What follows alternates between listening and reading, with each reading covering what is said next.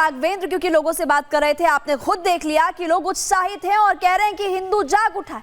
लेकिन यहाँ पर जो सियासत करते हैं लोग, उनको बहुत ज्यादा दिक्कत है। जैसे कि समाजवादी पार्टी की अगर बात करें, जब से महाकुंभ का आयोजन हुआ है, समाजवादी पार्टी ने जैसे सुपारी ले रखी है आस्था को बदनाम करने की, हिंदुत्व को बदनाम करने की। लेकिन अब आपको बता दें कि ना सिर्फ समाजवादी पार्टी, अखिलेश यादव या अफजाल अंसारी, बल्कि उद्धव ठाकरे के नेता की भी एंट्री इसमें हो चुकी है। अब किसकी तरफ से क्या कुछ कहा गया, आपको सुनवाते इस रिपोर्ट में।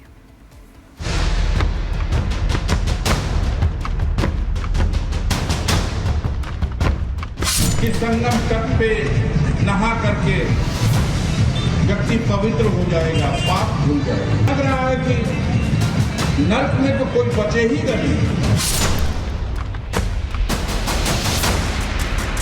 12 फरवरी को संत रविदास जयंती के मौके पर समाजवादी पार्टी के सांसद और माफिया मुख्तार अंसारी के बड़े भाई अफजाल अंसारी मीडिया के सामने आते हैं और बयान देते हैं कि महाकुंभ की भीड़ को देखकर लगता है कि नर्क में कोई नहीं बचेगा और स्वर्ग हाउसफुल हो जाएगा। संगम तट पे नहा करके व्यक्ति पवित्र हो जाएगा, पाप धुल जाएगा, वैकुंठ में जाने का रास्ता खुल जाएगा। क्या उससे तो लग रहा है कि नर्क में तो कोई बचे ही नहीं। अफजाल अंसारी सनातनी परंपरा पर तीखा कटाक्ष करते हैं तो विवाद भी होता है। सनातनियों की तरफ से सपा सांसद अफजाल अंसारी के खिलाफ कार्रवाई की मांग होती है तो असंख्य सनातनियों की तरफ से ये सवाल भी उठाए जाते हैं कि महाकुंभ की महिमा का मजाक उड़ाने वाले अफजाल अंसारी के पाप और पुण्य का हिसाब कब होगा। विवाद बढ़ता है तो आपत्तिजनक टिप्पणी करने के आरोप में अफजाल अंसारी के खिलाफ मुकदमा भी दर्ज होता है। अफजाल अंसारी अभी गाजीपुर से सपा सांसद हैं और ये माफिया मुख्तार अंसारी के बड़े भाई हैं। लेकिन सवाल सिर्फ अफजाल अंसारी का नहीं, क्योंकि पार्टी के मुखिया अखिलेश यादव खुद लगातार महाकुंभ को लेकर कई कटाक्ष कर चुके हैं। अखिलेश यादव ने महाकुंभ की शुरुआत के समय कहा था कि ट्रेनें खाली जा रही हैं, महाकुंभ कोई नहीं आना चाहता। और अब सनातनियों की भीड़ देखकर अखिलेश यादव कह रहे हैं कि योगी सरकार ने व्यवस्थाएं अच्छी नहीं की, जिससे महाकुंभ आने वाले श्रद्धालुओं को दिक्कत हो रही है। सरकार का हर आंकड़ा फर्जी। कुछ ट्रेनें खाली आ रही हैं, सुनने में आया गोरखपुर वाली खाली ट्रेन गई है पूरी। विकसित भारत का सपना बीजेपी के लोग देख रहे हैं, तो जो लोग सड़कों पे चल रहे हैं, जो कुंभ में आए हैं, उनको इतनी तकलीफ परेशानी का सामना नहीं करना पड़ता और सड़कें और जो स्थान जाना चाहते थे वो अच्छे होते। बात सिर्फ समाजवादी पार्टी और उसके मुखिया अखिलेश यादव की नहीं है, क्योंकि सनातनी परंपरा और हिंदुओं की आस्था पर सवाल उठाने वालों की लिस्ट में अब शिवसेना उद्धव गुट का नाम भी जुड़ गया है। उसी शिवसेना का जो कभी अपनी प्रखर हिंदूवादी छवि के लिए जानी जाती थी। अब शिवसेना उद्धव गुट के विधायक और शिवसेना सांसद संजय राउत के छोटे भाई सुनील राउत का भी महाकुंभ को लेकर विवादित बयान सामने आया। संजय राउत के छोटे भाई सुनील राउत कहते हैं कि मैं 2 दिन तक प्रयागराज में था, महाकुंभ का मजा देख रहा था, कौन कितने पाप धुल रहा है ये देख रहा था। लोगों को पाप धोता देख मेरे मन में ख्याल आया कि कहीं उनके पाप मेरे बदन में न चिपक जाए।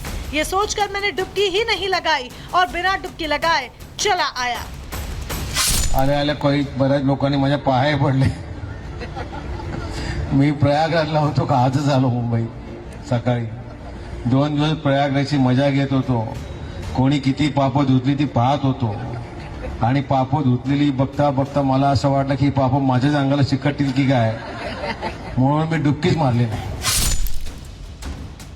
जिस तरह संजय राउत के भाई सुनील राउत ने सनातनी परंपरा का मजाक बनाया, उस पर बीजेपी की तरफ से भी जवाब आया है और बीजेपी नेता राम कदम ने सुनील राउत को सनातनी विरोधी बताया। हिंदुओं की आलोचना, हिंदू धर्म की आलोचना, ये आपका और श्रीमान उद्धव ठाकरे जी का प्रातः सांझ ये रोज का नित्य कर्म बना हुआ है, तो क्या आप संगम के डुबकी पर भी कटाक्ष करोगे? यह सनातन हिंदुओं का घोर अपमान है। ये बात सही है कि देश में लोकतंत्र है, सभी को संविधान ने ये अधिकार दिए हैं कि वो अपनी बात खुलकर रख सकता है। लेकिन जिस तरह से सपा और अब शिवसेना उद्धव गुट की तरफ से महाकुंभ को लेकर सवाल उठाए जा रहे हैं, उससे कई सवाल और खड़े हो रहे हैं। सवाल उठ रहे हैं कि जो ऐसी बातें अखिलेश यादव और उनकी पार्टी के सांसद महाकुंभ को लेकर कर रहे हैं, क्या ऐसी बातें वो दूसरे धर्मों के त्योहारों को भी लेकर कर सकते हैं क्या? सवाल ये भी उठाए जा रहे हैं कि अगर महाकुंभ को लेकर सनातनियों की आस्था है और अमृत स्नान को अच्छा मान रहे हैं, तो उस पर सवाल आखिर क्यों उठाए जा रहे हैं? सवाल तमाम है जो देश के आम लोग वोट बैंक की सियासत करने वाले नेताओं से पूछ रहे हैं। हालांकि सियासतदान है कि अभी तक उन्होंने ये नहीं बताया कि आखिरकार उन्हें सनातनी परंपरा से, सनातनी त्योहारों से दिक्कत क्यों होती है। दूसरे धर्मों के त्योहारों और पर्वों पर उन्हें खामियां आखिर क्यों नजर नहीं आती। Bureau report, Republic Bharat. एक तरफ आप प्रयागराज में आस्था का उमड़ा जन सैलाब देख रहे हैं, तो वहीं दूसरी तरफ लगातार सियासत भी इस पर जारी हो रही है। राघवेंद्र लगातार अपडेट दे रहे हैं ग्राउंड जीरो से। राघवेंद्र, आखिर विपक्षी पार्टियों का आपत्ति क्या है? सफल आयोजन देखिए हुआ महाकुंभ का, लेकिन इसके बावजूद सपा की बात करें, उद्धव गुट की शिवसेना की बात करें, राघवेंद्र। आपत्ति बस इसी बात की है कि मौनी अमावस्या पे जो घटना हुई थी, उसके बाद भी उस घटना को पीछे छोड़ते हुए देश के श्रद्धालुओं ने उसको गलत साबित कर दिया और आज 50 करोड़ के आंकड़े पार हो गए हैं। कल ही पर डे 1 करोड़ से ज्यादा श्रद्धालु आ रहे हैं। मैं आपको लाइव तस्वीरें यहाँ से दिखा रहा हूँ और इतनी बड़ी भीड़, अगर आप, मैं सही बता रहा हूँ कि हम लोग महीनों से यहाँ पर रहे, लेकिन इतनी बड़ी भीड़ तो मैंने मौनी अमावस्या पर भी नहीं देखी थी इन सड़कों पर। इन सड़कों पर अगर हम सिर्फ इस काली सड़क की बात करें तो यहाँ पर हम इस तरह की भीड़ नहीं देखे थे। आज देखिए पूरी की पूरी इतनी बड़ी ये जो सड़क है पूरी जाम दिख रही है। सड़क पे आप देखिए कहीं पर एक साइकिल चलने की जगह नहीं है, सिर्फ और सिर्फ केवल पैदल श्रद्धालु चले आ रहे हैं संगम की ओर। ये श्रद्धालु क्या कहेंगे? भाई साहब, क्या नाम है आपका? बिजू भैया। हमारे बिजू भैया बोलो ना। कहाँ से आए हैं? दिल्ली से। कैसा लगा प्रयागराज? बहुत अच्छा लगा। अच्छा लगा। कोई तकलीफ हुई? कोई तकलीफ नहीं हुई। स्नान करेंगे गंगा में? बिल्कुल स्नान करेंगे, 2 बार स्नान करेंगे। ये बताइए, इतने लोग चले आ रहे हैं, कुछ लोगों की भीड़ दिख नहीं रही है, कोई बोल रहे हैं कि सब गलत है। नहीं, कोई गलत नहीं है, सब ठीक है। ग्राउंड जीरो से रिपोर्ट दे रहा हूँ, बता रहा हूँ कि भक्तों का सैलाब आ रहा है, तो कह रहे नहीं आंकड़े गलत हैं। कोई गलत नहीं है, आंकड़े सब बढ़िया है, सब बढ़िया प्रोग्राम है, कोई दिक्कत नहीं है, किसी को दिक्कत नहीं है। इतना तो ये बताइए, अफजाल अंसारी का नाम सुने हैं आप? शायद सुने होंगे ना। वो कह रहे हैं इतने लोग आ गए, इतने नहा लिए कि नर्क में अब जगह नहीं मिलेगी, सब स्वर्ग चले जाएंगे। तंज कस रहे हैं, क्या कहेंगे आप लोग? बहुत अच्छे भाव से सभी आ रहे हैं और एकजुट होकर सब आ रहे हैं। हर परिवार से, मतलब जो भी मेंबर रह चुके हैं ना, वो अब आस्था की डुबकी लगाने आ रहे हैं। को क्या जवाब देंगे जो तंज कस रहे हैं आपके धर्म पर? स्वर्ग भेजने वाले को हम भी स्वर्ग भेजने जानते हैं। वो भोगेंगे, वो तो नर्क में जाएंगे। क्या कहेंगे भाई?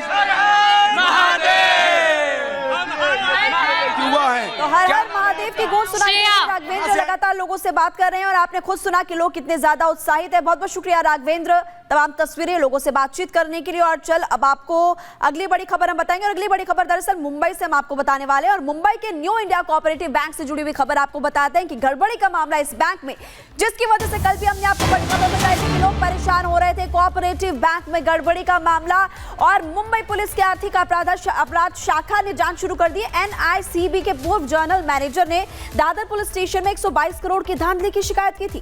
गड़बड़ी की वजह से ही आरबीआई ने कोऑपरेटिव बैंक पर कई प्रतिबंध लगाए हैं। आरबीआई ने अगले 6 महीने तक बैंक में पैसा जमा करने और निकालने पर भी रोक लगाई है। ये बड़ी खबर आपको बता रहे हैं और लोग भी परेशान हो रहे थे। तो जतिन